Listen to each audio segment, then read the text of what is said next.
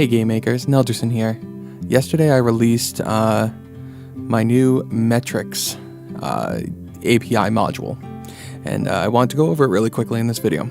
So the first question you might be having is, what is metrics? Metrics is data that you collect over time where you can draw correlations and show trends within your game. In the AAA industry, they usually use this for monetization to see, who's buying what, where they're buying it in your game, that sort of thing. But it can also be used for game mechanics. So things like gold over time ratio. It doesn't seem like that big of a deal, but, if your players are constantly gaining gold over time and your game is too easy, they will accumulate a lot more gold than you intend for them to have, which can then break the game later on. Now that might be what you want, or you might want to tighten it up by tooling certain things. So this allows you to take the data and find correlation between player trends that they normally wouldn't just tell you. And this is all done magically behind the scenes. You set it up in your game, it goes to a database, and then, something we'll talk about in the future is taking that data and putting it into, graphs or a spreadsheet or something where you can read it a little bit easier than a JSON object. So with that said, let's get this thing up and running.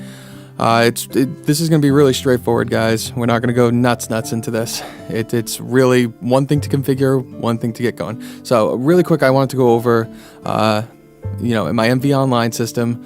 The link will also be in the description on this GitHub. And if you do not have my online system set up, I have another tutorial on the setup. It's a little bit long-winded, but it gets the job done. All right. So first things first, server. I added a README folder. As I make more, I'm going to make READMEs for every single API and socket module that I have. So the actual API route is in here under metrics.js, and we'll look at this in a little bit. So server, READMEs, let's take this out and see what's going on. So metrics allows you to store game data. Excellent, we just went over that. Configuration. Add this line to authentication required section in the server.js file. So we're going to take this. We are going to do copy. So we are going to go server. And we are going to go to server.js. So my configuration file is the only thing that's different. And it's already pre-set up for me. But once again, if you haven't set anything up, the setup tutorial is in the description. Okay. With that, we are going to go to server.js. It was the authentication required section. Honestly, it really does not matter which one you put it in. It's just for your sanity later on in case you ever run into trouble. You know which one has authentication required and which one doesn't. That's all this is for. It's just for your sanity. So we're going to use app use metrics require API roots metrics. So let's take a quick look at what this does. There is one configuration for this file. And going forward, usually configurations will be stored in configurations, and I might make a separate config file for this. But for right now, it is literally one configuration, so I just kept it within the metrics.js file right here. So as you can see, this is, 90 lines of code. It's really, really, really simple, okay? You have one config, and it's this anonymous equals to either true or false. Long story short, when you collect data, you have the option of keeping it anonymous, or you require them to log in. So, I am Nelderson.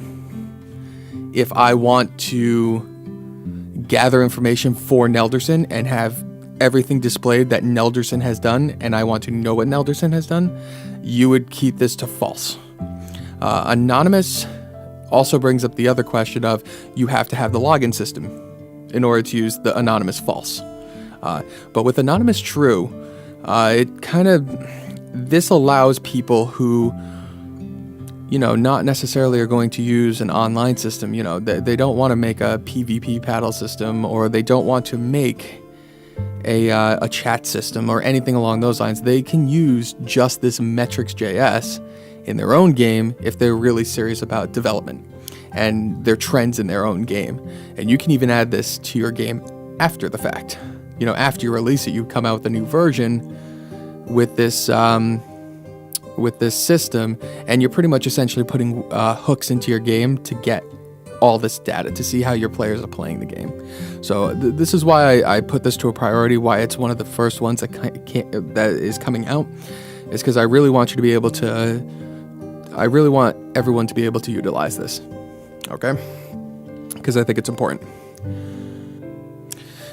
All right, so with this configured, I'm going to keep anonymous to true, because I want you to see what it looks like with true. And I am already in my current working directory, so I'm just going to hit npm start. That's going to run. Awesome. And now let us get our game all set up. So if we go back to MV Online, in the game resources, JS, plugins, online metrics. Okay, now I already have this. If you're using a git clone, you can pull this, and this will already be here, and you can just copy it out of the game resources folder, JS plugins folder. Okay, you can download it individually. I mean, there's all sorts of ways that you can get it on there. I happen to have it in here. You want to let me download it.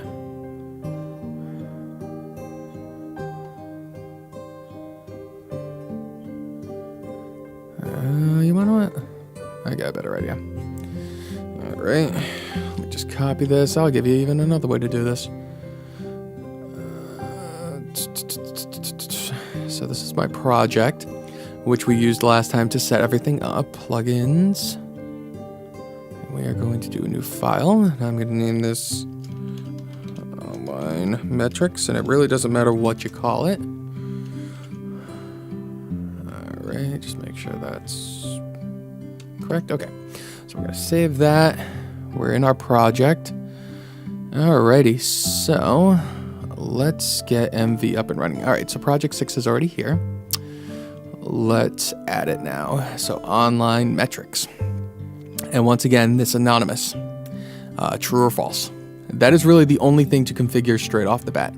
So let's go back into this metrics section for a little bit. I need to update the introduction and instructions. So I'll go over that. You know, I'll detail out a little bit more. I just wrote down a bunch of things that you could use. So here's how it works. You have to kind of pick the data that you want in your game to upload to the server. And I did this one of two ways. There's two ways to do it. You can run a send metrics command, okay, which will send all of this stuff. Okay, so if we came over here and I said, give me actor there, and I said send metrics, and the second argument is a location. So this would be like, this is so that after the fact you can see where everyone is. So, you know, like something like before Orc King, or, you know, after Prelude, or something to that effect, you know, so that way, you know, everyone who has this after Prelude, you can kind of compare other players to where they are as well. So there's all sorts of cool things you can do with this. So send metrics is the command, and after Prelude is the location. All right, so apply. Okay. So if we do that, it is going to send this. So right here we got save count, the amount of times that they say, the amount of play time they have, the battles that they got into, the win count, the amount of wins, the amount of escapes, the list of actors in the party. So this is kind of a cool one because you can also tell who's followers. It actually goes in order from the first 4 in your party, and then followers after that. So if you have a script for, you know, only two people in your party, and then the rest are you know, in your reserve, it'll reflect that the first 2 actors will be your active party, and it's just their ID. Gold, pretty self-explanatory. Save slot is the save slot that they're saving with. Also very important.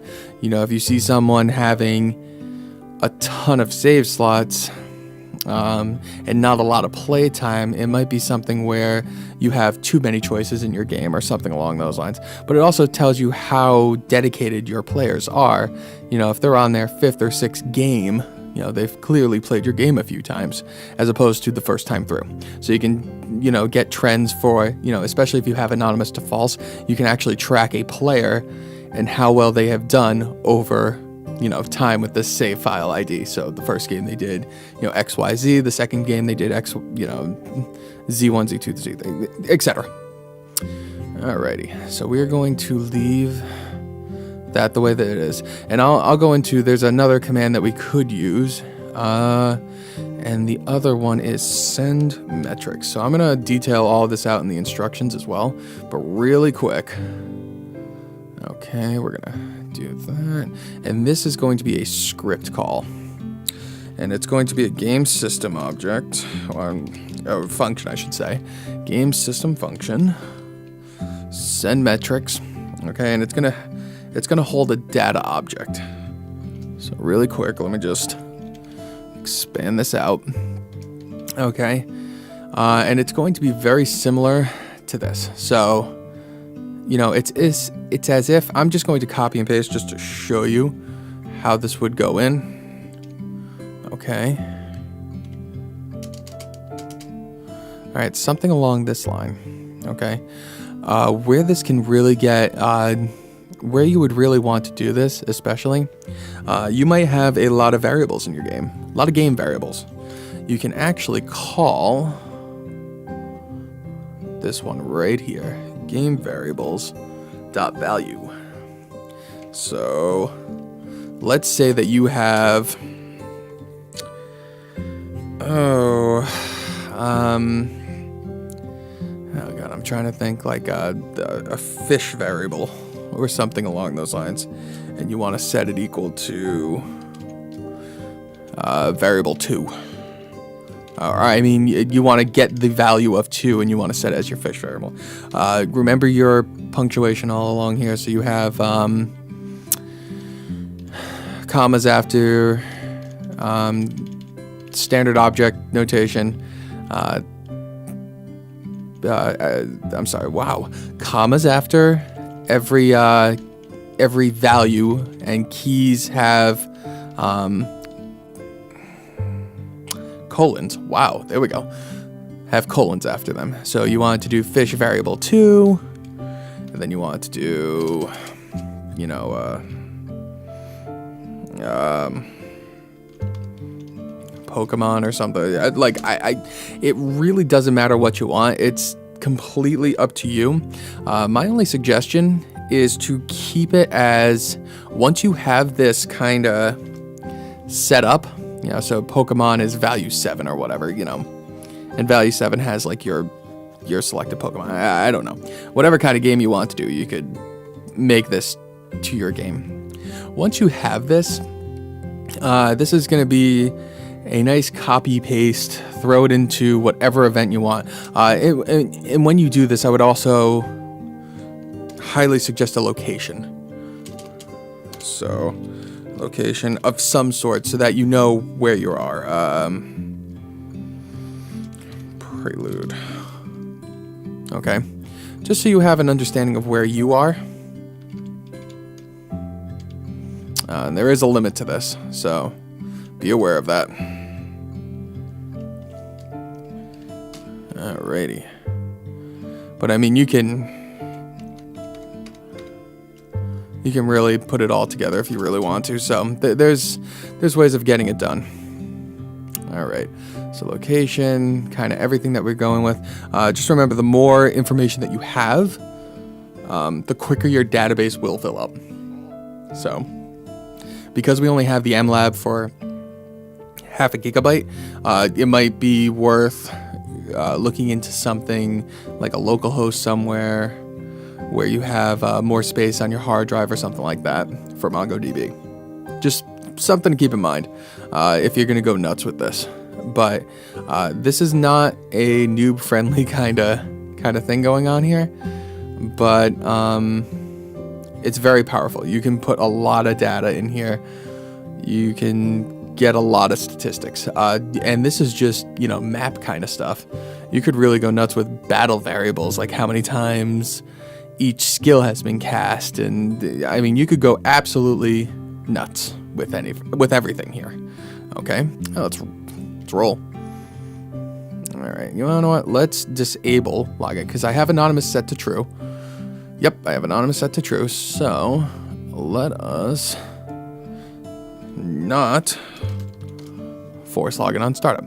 So say, you know what? Let's completely turn it off. So let's turn that off. So pretend that you are not making logins. You don't want logins. You just want information on your game. That's the scenario we are testing here. All right, so new game. Let's go right up here. Hit it, nothing happens. Hit that, nothing happens. So how do I know it even worked? Because that told me nothing. Well, let's go over to our MLab. So right now, familiar with MLab, it had an account setting. The way that I have this set up in the metrics is that it creates a new model called metrics, and it stores it in there. Okay, so to give you an idea of what that looks like, we now have metrics. And if you notice, we have 2 documents within that metrics. Okay.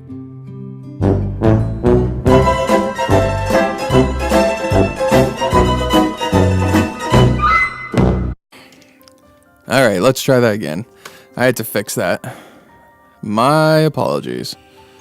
All right, so before I touch anything, let me delete all documents. All right, so we got nothing. Excellent. All right, so now I should be able to hit that and be able to hit this a couple times and this a couple times, and it should only have one big record. Yeah, that's what I want to see. All right, so let's take a look at this. All right, so I clicked on it, and every single time that I clicked on it, so I believe the one on the left was after prelude, and then the one on the right had a location of prelude. So, once again, location after prelude, and then location right over here was prelude. So, clearly 2 different anonymous usage. The thing with anonymous as well, it saves with the ID. So a key is generated for an individual user per save slot. So if a user has, so let's say I have a game, everything will be stored here. But if I make another save slot, it's going to make another thing right down here. Whenever I start a new game, it's going to add another a block over here. Okay, another list. So yeah, that's how that works. There's still a lot that can be done with this.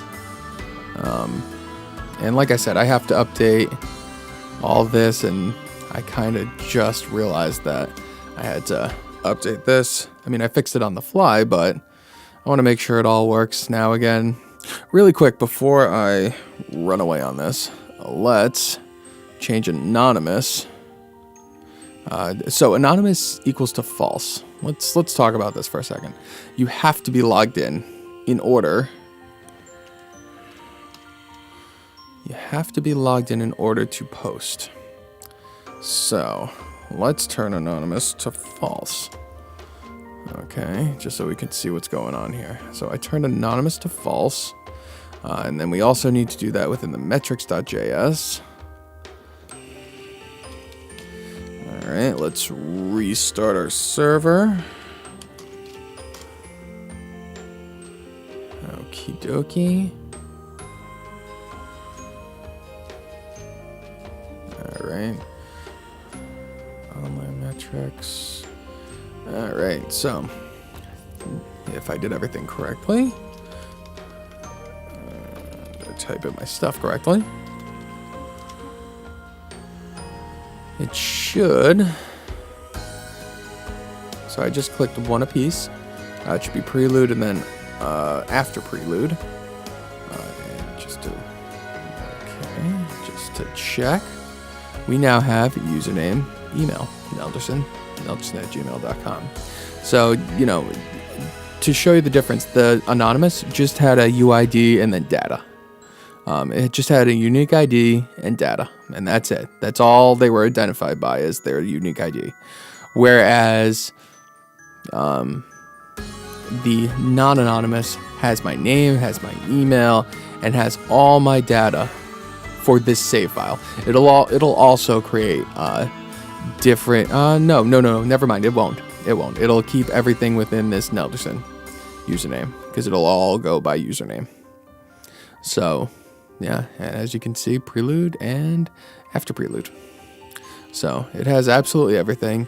It's really cool. So like, I know one of these had like Pokemon and fish right here. I didn't set the variables, but just to show you, why not? Let's do that. So I believe it was 2 and 7. Yeah, so variable 2, variable 7. So let's just change this to show you how it works. So if I wanted to do variable 2, which was fish.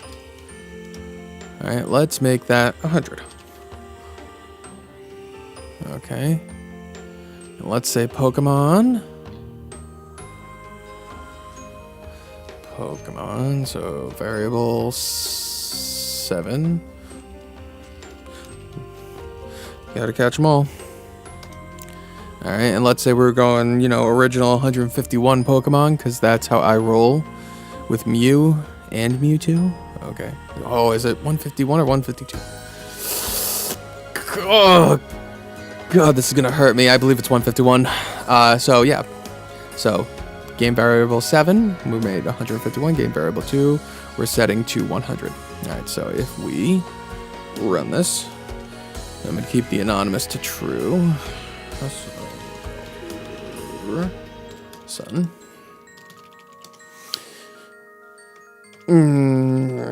Type in the password correctly, and I should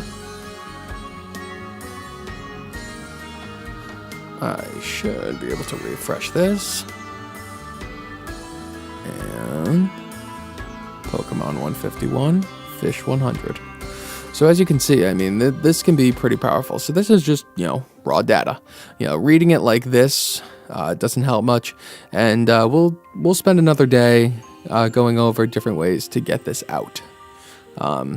There's all sorts of JSON to CSV, JSON, using JSON objects and graphs with like Morris.js and things like that. There's all sorts of things that you can do. But the long story short is you need to get the data in there somehow. This just centralizes it. When you deploy your game, you can have this on a mobile device. You can have this on any platform that you give out, as long as they have internet connection. This will work. And even if they don't have internet connection, it won't interrupt your game. Your game is going to run completely fine, even if it errors out. So this is just a nice way to view trends without your players ever noticing that you're viewing their trends. All right. So with that, that's metrics. If you guys got any questions, leave comments below. Hit me up in the forums. I'll leave a link to everything that I talked about tonight. There's so much more you can do with this, but this is the groundwork for things that are coming up in the future. Okay, with that said, later, game makers.